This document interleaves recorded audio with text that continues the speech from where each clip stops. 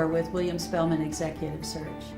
As a result of our energy and effort in working with candidates who are applying for positions, we at the same time have become aware of some significant changes in the scene of recruiting candidates for positions, and also the kinds of things that are found in the use of the video conferencing techniques.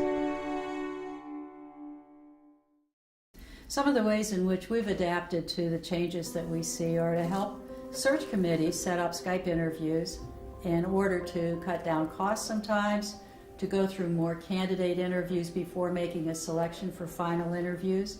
And it's also become part of our practice as a search firm to do our own Skype interviews of candidates that we're intending to put forward to the search committee for their consideration.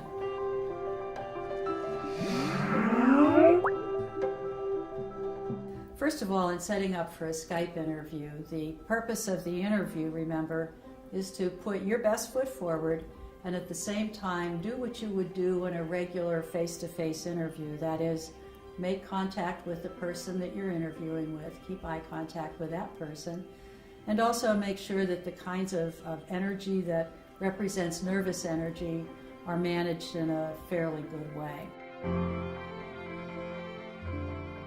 When the camera is set up, the camera light for a laptop is found at the top of the lid of the laptop. So it would be useful for you to be sure that your camera is set up in such a way that the image of the person who's going to be recording the interview with you is as close to the top of the laptop screen as you can make it, so that when you look directly into the camera, which is your job, it appears as though you're looking directly at the person that you're interviewing with. That eye contact is going to be good for you because when your eyes are open and clear and focused on the other person, you have the best head start in making your interview for them as engaging as you possibly can. Stop looking entirely at your picture coming across on the screen. It no longer is important. And if you need to, cover the screen with something so that you are not able to see your own self as you go through this interview. You're forcing yourself to stay in touch with the picture at the, near the top of the camera. Obvious filler words are and so, you know, Say twice because that's in fact how often it appears. Most people don't even recognize that they use the term. If you close your mouth, you're not going to be able to say If you breathe in instead of saying you'll make a horrible sound, and you know not to do that. So either close your mouth to give yourself the same pause that you use when you put the word in, but you haven't put a filler into your conversation. You've allowed yourself to use that time in silence rather than taking the shortcut of a filler word. In each case, if you were to at least put your voice tone lower so that your comes across, if you can't get rid of all of them, your comes across as more of a than an you're creating less of a distraction. And so, which usually comes out as so, maybe that can be tuned down as well to the so, if you really need it at all.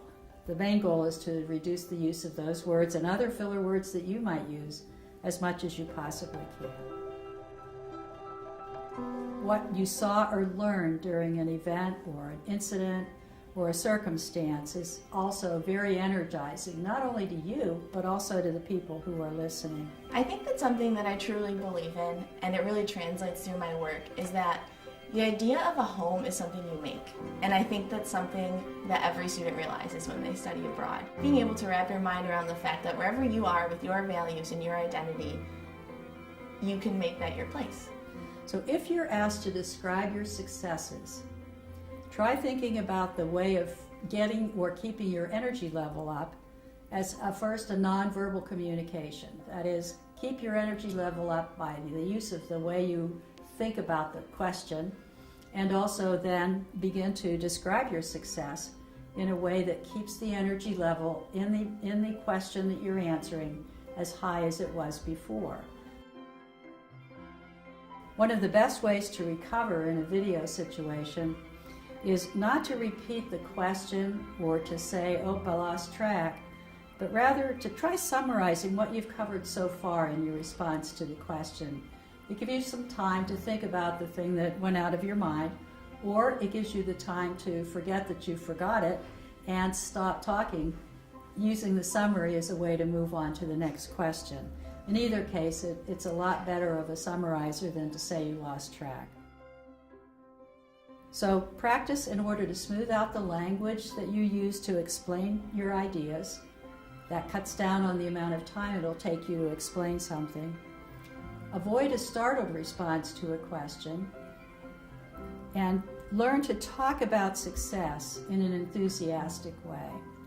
These are some things that may help you feel as though that person that's interviewing you is right in the same room with you, but more to the point, that person may feel that you are right in the same room with them. Hope these tips help. Thanks very much.